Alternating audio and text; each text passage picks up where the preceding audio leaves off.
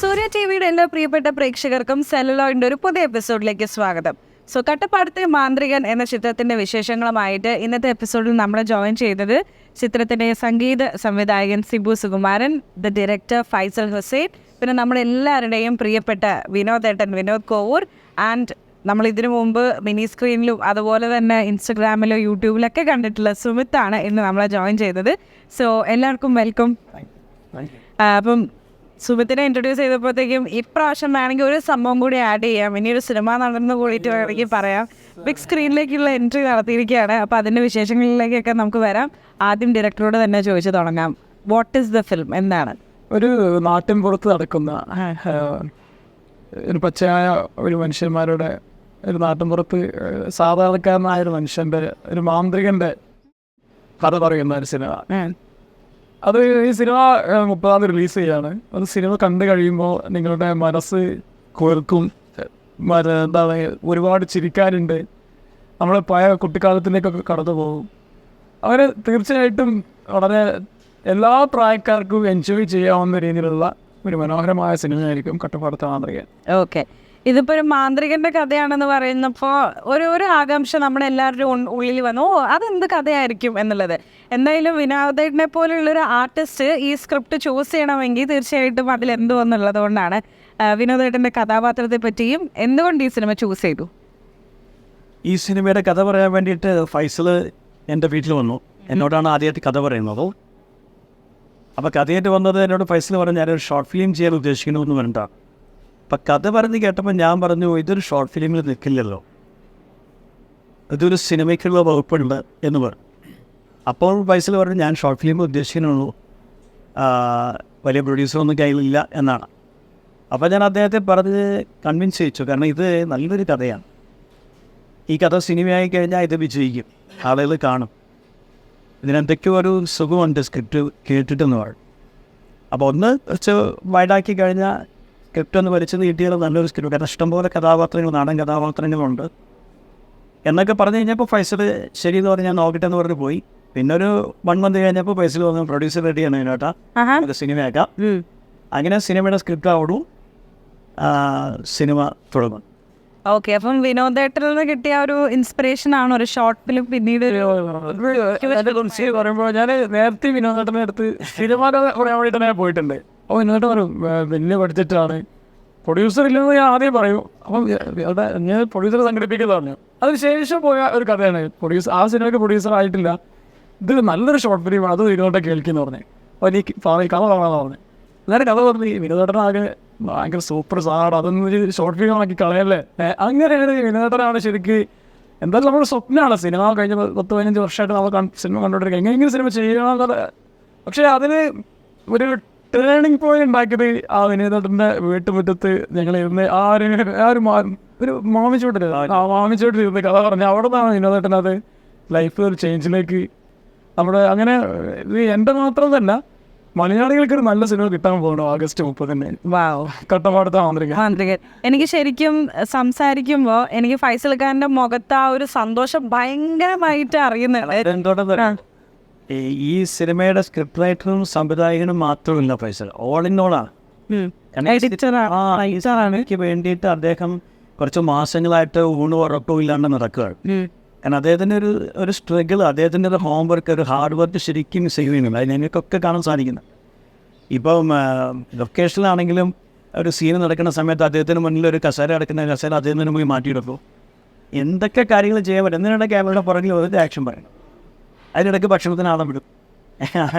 ഭക്ഷണത്തിന് അതൊക്കെ വിനോദേട്ടന് ഇവരൊക്കെ നൽകിയ സപ്പോർട്ടാണ് കേട്ടോ. ഇവരൊക്കെ വിനോദം നിൽക്കുന്നല്ലോ, സംവിത് ഭായി, ശിവജി, ഇവരൊക്കെ നമ്മളെ ഒരു കുടുംബം പോലെ ആയിരുന്നു. അതായിരുന്നു അതിൻ്റെ ഇവരിങ്ങനെ ടോട്ടലി നമ്മളോടൊപ്പം producer side, production team, project coordinator, അങ്ങനെ ഇവരൊക്കെ നമ്മൾ കട്ടൊക്കെ നിൽക്കുമ്പോൾ നമ്മളും അങ്ങനെ സ്മൂത്തായി ആവുക ചെയ്യും. സുന്ദരനെ കുറച്ച് നാളുകളായി നമ്മൾ റിയാലിറ്റി ഷോയിലൂടെയും അതല്ല തന്നെ യൂട്യൂബ്, ഇൻസ്റ്റഗ്രാം കോണ്ടന്റ് ഒക്കെ നമ്മൾ കാണുന്നുണ്ട്. അപ്പോൾ സിനിമ എന്നുള്ള ഈ ഒരു സ്വപ്നം സത്യമാകാനായിട്ട് why did it take like so long? ഇപ്പോൾ എല്ലാത്തിനും സമയം അധ്വാനത്തിന് എന്തായാലും ഒരിക്കൽ ഒരു കൂലി എന്നായാലും കിട്ടുന്നു. അപ്പോൾ അങ്ങനെ ലൈക്ക് അപ്പോൾ ഇങ്ങനെയായിരുന്നു ഇതിൽ ഒരു ഭാഗമായത്? ഓഡിഷൻ വഴിയായിരുന്നോ? ആ ഒരു ജേർണി ഒന്ന് പറയുമോ? അത് ഇതുപോലെ തന്നെ ഫൈസൽ സാറ് ഇങ്ങനെ വിളിച്ചു, കാണാൻ പോയി, കഥ പറഞ്ഞു, ഇഷ്ടമായി. കാണാൻ പോയതല്ല, കാണാൻ വന്നതാണ്, അങ്ങോട്ടേക്ക് വന്നതാണ്.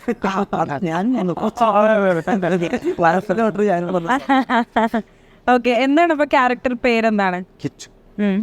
കിച്ചുവിനെ പറ്റി ഒന്ന് പറയൂ. ഒരു വൺ വേർഡ് ഉത്തരവാണ് എന്ത് ചോദിച്ചാലും. ഭയങ്കര സിംപ്ലിസിറ്റിയാണ്, പക്ഷേ സ്ക്രീനിൽ അതുണ്ട് കേട്ടോ, വേറെ ലെവലാണ് ചെയ്തു വെച്ചത്. പറയൂ, കിച്ചുവിനെ പറ്റിയിട്ട് പറയൂ. ഇതിന് കുറച്ച് ഒരു നാട്ടിൻപുറത്തൊരു സ്റ്റോറിയാണ്. എൻ്റെ അച്ഛനച്ഛൻ ചെയ്തില്ല. അപ്പം നാട്ടിൻപുറത്തിൻ്റെ ആ ഒരു നിഷ്കളങ്കത എല്ലാവരിലും ഉണ്ട്, എന്നിലും ഉണ്ട്, നാട്ടുകാരിലും ഉണ്ട്, അച്ഛൻ എല്ലാവരിലും ഉണ്ട്, ഈ കഥയിലും ഉണ്ട്. അതിൽ കൂടെ പോകുന്ന ഒരു മാന്ത്രികൻ്റെ ഒരു സ്റ്റോറിയാണ്. ഇതിൽ ആരാണ് ഇപ്പൊ മാന്ത്രികൻ? അത് വെളിപ്പെടുത്തും. സിനിമ കാണുമ്പോൾ അറിയാം ആരാ മാന്ത്രിക, ആരാണ്, ആരൊക്കെയാണ്. ഇതിനെ പറ്റിയിട്ട് ഒരു സിനോപ്സിസ് വായിച്ചു നോക്കിയപ്പം എനിക്കിതൊരു ഹ്യൂമർ ഫിലിമാണ് എന്ന് മനസ്സിലായി. പക്ഷെ എന്താണ് കൂടെയുള്ള ഒരു മിക്സ്ചർ? വിനോദേട്ടാ പറയും. ഹ്യൂമൻ ഫിലിം എന്നൊന്നും പറയാൻ പറ്റില്ല. ഹ്യൂമർ ഉണ്ട് അതിനകത്ത്, പക്ഷെ ഇത് ശരിക്കും ഒരു അച്ഛൻ്റെയും മകൻ്റെയും വൈകാരിക ബന്ധം വല്ലാതെ പ്രൊജക്റ്റ് ചെയ്യുന്ന ഒരു സിനിമയാണ്. അത് ഞാനും സമിതയൊക്കെ, എനിക്ക് സമിതനെ കുറിച്ചും ഞാൻ കേട്ടിട്ടുണ്ട്, സമിതൻ്റെ ഒരുപാട് വീഡിയോസൊക്കെ ഞാൻ കണ്ടിട്ടുണ്ടെങ്കിൽ പോലും ഞങ്ങൾ ഒരുമിച്ച് വർക്ക് ചെയ്തിട്ടൊന്നുമില്ല. ഈ സിനിമയിലാണ് ഒരുമിച്ച് വർക്ക് ചെയ്യുന്ന ഒരു ഭാഗ്യമുണ്ടായത്. പക്ഷേ ഞങ്ങൾ രണ്ടാണ് കെമിസ്ട്രി നന്നായിട്ട് വർക്കൗട്ടായി. കാരണം എനിക്ക് ശരിക്കും ഒരു മകനോടുള്ളൊരു വാത്സല്യം അവരോട് തോന്നുന്നു, അവൻ എന്നോടും അതേപോലെ. പക്ഷെ ഞങ്ങൾ രണ്ടുപേരും കൂടെ 2-3 സീനുകൾ ഷൂട്ട് ചെയ്തപ്പോൾ തന്നെ ഗ്ലിസറിൻ ഉപയോഗിക്കാതെ തന്നെ ഞങ്ങൾ രണ്ടുപേരും കരഞ്ഞൊരു മുഹൂർത്തവും അത് ഡയറക്ടർക്ക് ഭയങ്കര ഫീൽ ചെയ്തു. ഡയറക്ടർക്ക് നല്ല ചുറ്റും നിന്ന് എല്ലാവർക്കും ഭയങ്കര ഫീൽ ചെയ്തു. അപ്പോൾ ഞാൻ പറഞ്ഞത് ആറാറൊക്കെ വന്നു കഴിയുമ്പോൾ ശരിക്കും സീൻ ഭയങ്കരമായിട്ട് എലിറ്റ് ചെയ്യുമെന്ന് പറഞ്ഞു. അങ്ങനെ കുറേ നല്ല രംഗങ്ങളുണ്ട്. കാരണം അതിനുള്ള കാരണങ്ങൾ ഇപ്പോൾ പറയാൻ പറ്റില്ല. കാരണം ഈ സിനിമയിൽ പറയാൻ പറ്റാത്ത കുറേ കാര്യങ്ങളുണ്ട്. കാരണം ഞങ്ങൾക്ക് ഈ പ്രൊമോഷൻ വരുന്നതിന് മുമ്പ് പലതും പറയാനുണ്ട്, പക്ഷെ നാവിൽ ഇപ്പത്ത് വന്ന് പറയാത്ത അവസ്ഥയിൽ നിൽക്കുകയാണ്. ഓക്കെ, എൻ്റെ നാളത്ത് നിൽക്കില്ല, ചാടും. പിന്നെ കോഴിക്കോട്ടുകാരിയെ പ്രിയ ഒരുപാട് നാടകങ്ങളും സിനിമകളിലൊക്കെ അഭിനയിച്ചു. പ്രിയാണ് സുമിതിയുടെ അമ്മേനെ ഭാര്യ, ഒരുപാട് സിനിമകളിൽ കണ്ടിട്ടുള്ളതാണ്. എൻ്റെ ഭാര്യയായിട്ട് അഭിനയിക്കുന്നത്. അവനും നന്നായിട്ട് അവനല്ല ഈ സിനിമയിൽ. പിന്നെ ഫൈസലിനെ ഞാൻ സമ്മതിക്കുന്ന ഒരു കാര്യം, ഒരു 10-100ഓളം പുതുമുഖങ്ങളുണ്ട് സിനിമയിൽ. കാരണം നാട്ടുമ്പുറ ആയതുകൊണ്ട് തന്നെ ഒരുപാട് കഥാപാത്രങ്ങൾ വന്നു പോകുന്ന ഒരുപാട് കഥാപാത്രങ്ങളുണ്ട്. പക്ഷെ അവരെല്ലാം തനി നാട്ടുമ്പുറ കഥാപാത്രമാണെങ്കിൽ പോലും ഫൈസൽ പറഞ്ഞു കൊടുത്ത രീതിയും വളരെ പക്കയായിട്ട് ചെയ്ത് അവർ പോയിട്ടുണ്ട്. കാരണം എൻ്റെ കൂടെ തന്നെ കുറേ പേര് അഭിനയിച്ചിട്ടുണ്ട്. ഒരു മാഷായിട്ട് അഭിനയിക്കുന്ന ഒരാളുണ്ട്. അദ്ദേഹം കോഴിക്കോട് ആർട്സ് കോളേജിൽ പ്രൊഫസറാണ് അദ്ദേഹം. അദ്ദേഹത്തിനോട് അഭിനയത്തിനോടുള്ളൊരു ആസക്തി കൊണ്ടാണ് ഫൈസൽ വേഷമായത്. എൻ്റെ കൂടെ വന്ന് വളരെ മനോഹരമായിട്ട് അഭിനയിച്ച് പോയി. ഇങ്ങനെ കുറേ പേരുണ്ട്, ഒത്തിരി പേരുണ്ട്. കുഞ്ഞാക്കാന്ന് പറഞ്ഞൊരു ക്യാരക്ടറുണ്ട് ഇതിനകത്ത്.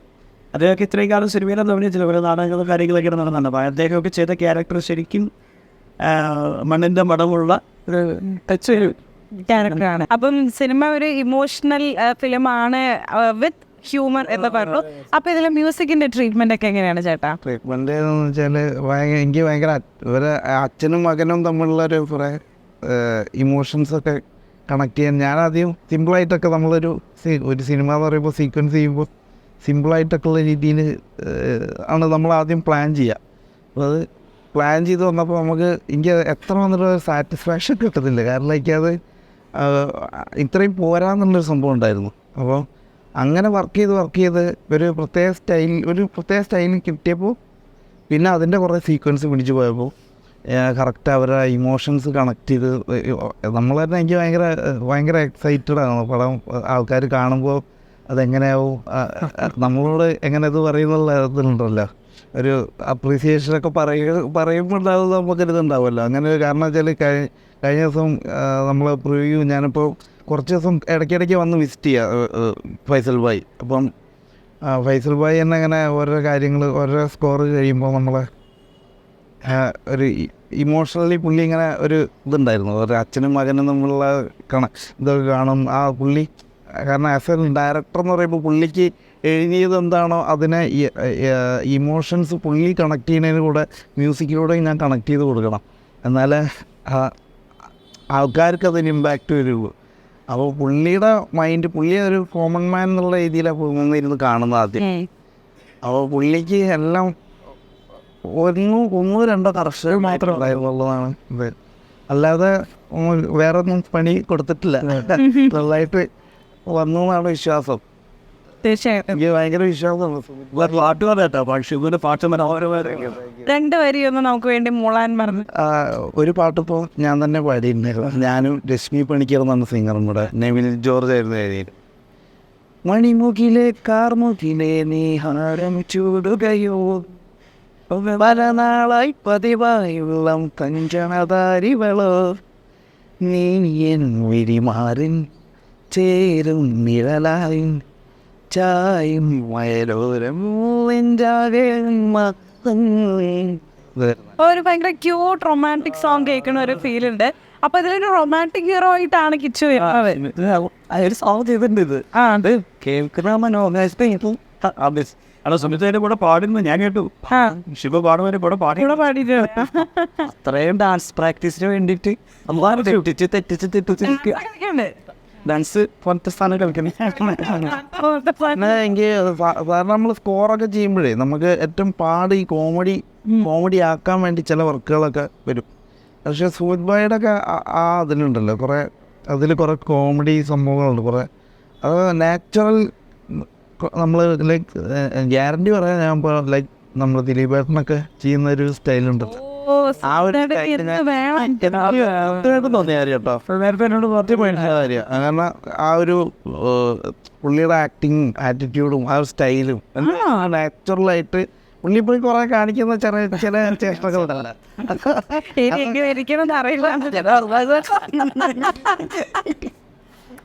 എന്നതാണെങ്കിലും ഭയങ്കര കോമഡിയുടെ കാര്യത്തിൽ നമ്മൾ കണ്ട് ശീലിച്ച കോമഡിയേക്കാൾ അപ്പുറം കുറെ ഫ്രഷ് നല്ല തമാശകളുണ്ട്. അപ്പൊ അതൊക്കെ ഒരു പ്രേക്ഷകർക്ക് പുതിയൊരു അനുഭവം അല്ലേ? അല്ല, ഞാൻ ആദ്യം വിചാരിച്ചത് ഇത് ഞാനിങ്ങനെ ഫുള്ളായിട്ട് ഉള്ളടക്കം പറഞ്ഞു പോകുന്നല്ല, അറിയരുത്. എന്നാലും വിനോദേട്ടൻ പുള്ളി സീരിയസും വിനോദേട്ടൻ കോമഡി ആയിട്ടാവും എന്നുള്ള പ്രതീക്ഷയായിരുന്നു. പക്ഷേ ഇതിന് വിനോദേട്ടൻ്റെ ഇമോഷൻസ് ഭയങ്കര നമുക്ക് ഭയങ്കര ടച്ചായി പോയി. അന്നത്തെ കാലത്ത് ഞാൻ ചെയ്ത സിനിമകളിലെ ഏറ്റവും മികച്ചൊരു കഥാപാത്രമാണ് ഞാൻ. ഭയങ്കരമായിട്ട് എനിക്ക് ഭയങ്കര ഇഷ്ടപ്പെട്ടു. അത് ഫൈസൽ എന്നെ ഏൽപ്പിക്കുമ്പം ആ കഥാപാത്രം ഇങ്ങനെയാണ്, ഭയങ്കര വിഷമം അനുഭവിക്കുന്ന ഒരാളാണ്, ചെറിയൊരു കൂലിപ്പണിയൊക്കെ എടുത്ത് നടക്കുന്ന ഒരാളാണ്. ഞാനും മകനും അമ്മയും അടങ്ങുന്ന ചെറിയൊരു വീട്ടിലാണ് ഞങ്ങൾ താമസിക്കുന്നത്. അപ്പോൾ ഈ മനുഷ്യന് എന്തെങ്കിലും പ്രത്യേകത വേണം, ഒരു മാനറിസം വേണമെന്ന് പറഞ്ഞു ഫൈസൽ. അപ്പോൾ ആ മാനറിസം എന്താണ്, എന്തെങ്കിലും ആളുകൾക്ക് ഒരു ഇൻറ്റിമസി തോന്നുന്ന രീതിയിൽ എന്തെങ്കിലും ഒരു സാധനം വേണം. അപ്പോൾ ഞാൻ മുടന്തനാവണോ വൈകലാംഗനാവണോ, അതൊന്നല്ല, വേറെ എന്തെങ്കിലും ഒരു ഈ സാധനം എന്താ എനിക്ക് പറയാൻ പറ്റുന്നില്ല എന്നൊക്കെ പറഞ്ഞപ്പോൾ ഞാൻ ഇത് വിക്കനായാലോ, വിക്കിയാലും ചോദിച്ചു. അതിൽ ഫൈസൽ കയറി പിടിച്ചു, എത്ര മാത്രം വിൽക്കണം. അപ്പം ഞാൻ ആദ്യത്തെ ഒരു ഡയലോഗ് വിക്കി കാണിച്ചു തുടങ്ങി. അപ്പം ഫൈസൽ ഓക്കെയാണ്. പക്ഷെ അത് ഒരു കുറച്ച് സന്തോഷമായിട്ട് പറയുന്നൊരു വിക്കാണ്. പക്ഷെ ഞാൻ പറഞ്ഞു ഈ വിക്കൻ എനിക്ക് ഞാൻ നല്ല ഒബ്സർവേഷൻ ഉള്ള ഒരാളാണ്, ഒരുപാട് വിക്കന്മാരെ എനിക്കറിയാം. ഈ വിക്കുള്ള ആളുകൾക്ക് ടെൻഷൻ വരുമ്പോൾ വിക്ക് പോകും, വിഷമം വരുമ്പോഴും വിക്ക് പോകും. അപ്പം അത് എനിക്ക് കൂടുതലായിട്ട് ഇതിനകത്ത് അതാണ് എനിക്കുള്ളത്. സ്ക്രിപ്റ്റ് വായിച്ചപ്പോൾ ഞാൻ അറിഞ്ഞത് ആ സമയത്ത് പോയി ഞാനത് കറക്റ്റ് വീട്ടിൽ നിന്ന് ചെയ്യണം, നോക്കേണ്ട ഉത്തരവാദിത്തം കേൾക്കാണ്. ഇതിന് ഞാൻ കഷ്ടപ്പെട്ട എവിടെയെന്ന് വെച്ചാൽ ഡബ് ചെയ്യുമ്പോഴാണ്. ഓ ശരിയാണ്. ഡബ് ചെയ്യുമ്പോൾ ഞാൻ ശരിക്കും പ്രയാസപ്പെട്ടു പോയി. കാരണം ഞാൻ ഇങ്ങനെ പറയുമ്പോൾ ഞാൻ പോയി എന്നുള്ളത്. പിന്നെ വിനോദമായിട്ട് നമ്മൾ നിലവിൽ MIT മ്യൂസിയത്തിലെ മൂസാക്കിയായിട്ടും മറിമായ മൊയ്തുമായിട്ടൊക്കെ കണ്ട്. പക്ഷെ ഈ വിനോദേട്ടനെ നമ്മൾ വേറൊരു സാധനമായിട്ടായിരിക്കും കാണുന്നത്. അത് 30-ാം തീയതി അനുഭവിച്ചറിയണം. മലയാളി പ്രേക്ഷകർ അത് ചർച്ച ചെയ്യും. വിനോദേട്ട ഈ മിനി സ്ക്രീനിലൂടെ കിട്ടിയിട്ടുള്ള ഒരു പ്രേക്ഷക സ്വീകാര്യത, ആ ഒരു റീച്ച്, അതൊന്നും വേറെ തന്നെയല്ലേ? തീർച്ചയായിട്ടും. കാരണം അത് എന്നും പ്രേക്ഷകരോട് കാരണം എവിടെ പോയാലും ആളുകൾ നമ്മൾ തിരിച്ചറിയുന്നു എന്നുള്ള വലിയൊരു ഭാഗ്യമാണ്.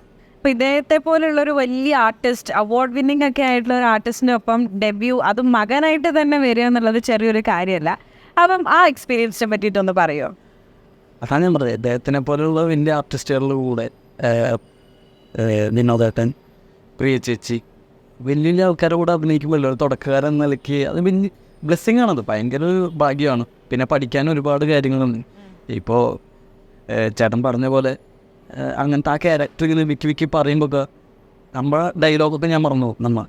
നമ്മ ടെലിവിഷനിലൂടെ കണ്ട ഒരു വ്യക്തിയല്ലേ, നേരിട്ട് കാണുമ്പോൾ നമുക്ക് കുറച്ചും കൂടി ഒരു കണ്ട് ഞാൻ മറന്നു പോയിട്ടുണ്ട്, ഡയലോഗൊക്കെ വിട്ടുപോയിട്ടുണ്ട്. പിന്നെ ഒന്നാമത് ഈ മിക്കെന്ന് പറയുമ്പോൾ സമയം എടുത്തിട്ടാണ് പറയാം, പെട്ടെന്ന് ആവില്ലല്ലോ. അപ്പോൾ അതുവരെ വെയിറ്റ് ചെയ്യുമ്പോൾ ഞാനിത് എവിടെ ഇങ്ങനെ നോക്കണം പിന്നെ കിടന്നു ഇങ്ങനെ ചൊറിയണം എന്താ കാരണം സമയമുണ്ടല്ലോ. അപ്പോൾ വലിയ എക്സ്പീരിയൻസ് ആണ്, ഒരുപാട് തെളിയാൻ നല്ലതല്ലേ. എനിക്ക് സുമിത്തയുടെ കൂടെ അഭിനയിച്ചപ്പോൾ എനിക്ക് ഭയങ്കര, കാരണം ഞങ്ങളുടെ കെമിസ്ട്രി നന്നായിട്ട് അതാ സിനിമ കാണാൻ പറയാം. കാരണം ഞങ്ങൾ ആ അവിടെ ആ ലൊക്കേഷനിലെത്തി ഞങ്ങൾ പരിചയപ്പെടുന്നെങ്കിൽ പോലും ആദ്യത്തെ 2 സീൻ അഭിനയിച്ച് കഴിഞ്ഞപ്പോൾ നമ്മൾ ആ കെമിസ്ട്രി വർക്കൗട്ടായി. പിന്നെ വളരെ എളുപ്പത്തിൽ കാര്യങ്ങൾ നടന്നതല്ല.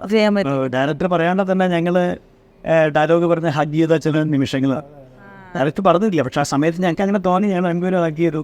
അത് ക്ലൗസിലേക്കൊക്കെ വന്നപ്പോൾ ഭയങ്കര ഇവരുടെ സീനുകളൊക്കെ ഭയങ്കര ടച്ചിങ് ആണ്. അത് പ്രേക്ഷകർ തന്നെ അത് സ്വീകരിക്കുന്നതാണ് ഞാൻ പ്രതീക്ഷിക്കുന്നത്. ഓക്കെ, അപ്പം ഇക്ക ഇതിന്റെ ഡയറക്ടറാണ്, റൈറ്ററാണ്. അതിപ്പം സാധാരണ ആദ്യ സിനിമ ഡയറക്ട് ചെയ്യുന്ന മിക്കവരും അവരുടെ കഥ തന്നെ ആയിരിക്കും അത്.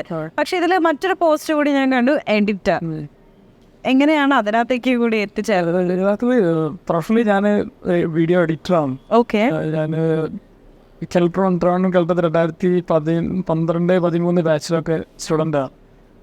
ആ ബാച്ചിലുള്ള ഒരുപാട് ആൾക്കാർ മലയാള സിനിമ ഇൻഡസ്ട്രിയിലൊക്കെ ഉള്ള ആൾക്കാരാണ്.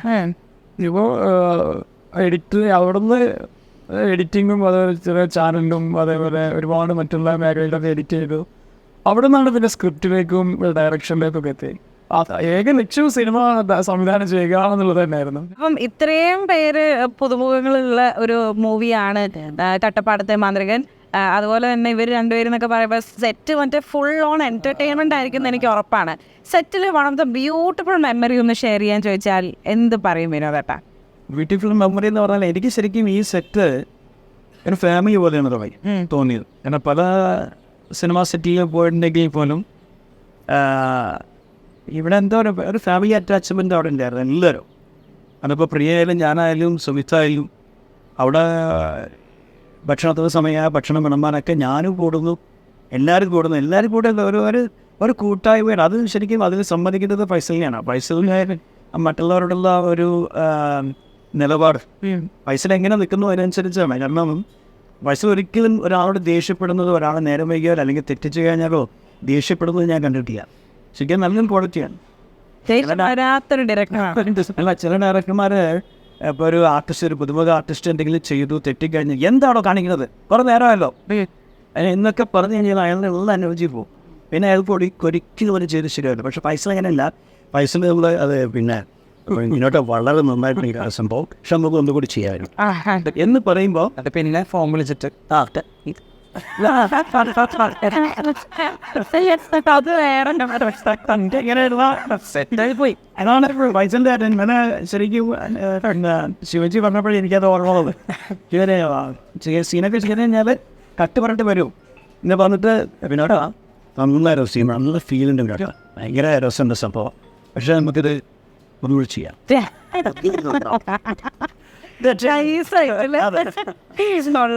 അടിപൊളി. അപ്പോൾ ആ എഫേർട്ടൊക്കെ എന്തായാലും സ്ക്രീനിൽ കാണുന്നുള്ള കാര്യം നമുക്ക് ഉറപ്പാണ്.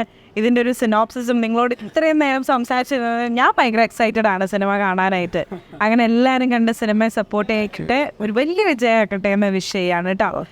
വൈൻഡപ്പിന് മുമ്പ് എനിക്ക് നമ്മുടെ മ്യൂസിക് ഡയറക്ടറോട് ഒരു പാട്ടാണ് റിക്വസ്റ്റ് ചെയ്യാനുള്ളത്. ചേട്ടാ, നമുക്ക് വേണ്ടി ഒരു പാട്ട് പാടി തന്നാൽ എപ്പിസോഡ് വൈൻഡപ്പ് ചെയ്യാം. ചെയ്തതിൽ കുറേ പാട്ടുകളിൽ എനിക്ക് ഏറ്റവും ഒരു ഫേവറേറ്റ് ആയിട്ടൊരു സോങ് ഒന്ന് പാടിക്കോട്ടെ. സാന്റാക്ലോസ് എന്നൊരു പടത്തിൽ ചെയ്തിരുന്നു ഒരു പാട്ട്. പാടുന്നൊരേ ഇടം നെഞ്ചിടും മൗനം വിതുമ്പുന്നതെന്തേ, ഈ സന്ധ്യ തൻ മുറിപ്പാട് പോ തനിച്ചോ നിൽക്കുന്നു ഞാനും, ഇടറുന്ന വാക്കിന തനനനനന പ്രിയതേ നിന്ന് നോക്കൂ, കനവാലെ കോർത്തൊരി ഇടറുന്ന പൂക്കളെ വെറുതെ നീയൊന്ന് വാങ്ങൂ, അകലെ മിഴിയകലെ മറയാ ഇനി ഉയരേ, പാടുന്നൊരേ ഇടം നെഞ്ചിലും മൗനം വിതുമ്പുന്നതെന്തേ. Thank you so much. അപ്പം wishing you all the very best for കട്ടപ്പാടത്തെ മാന്ത്രികൻ. അപ്പം പുതിയൊരു എപ്പിസോഡിൽ വീണ്ടും കാണാം. അതുവരേക്കും this is Meenakshi Sudheer signing off from Celluloid. By.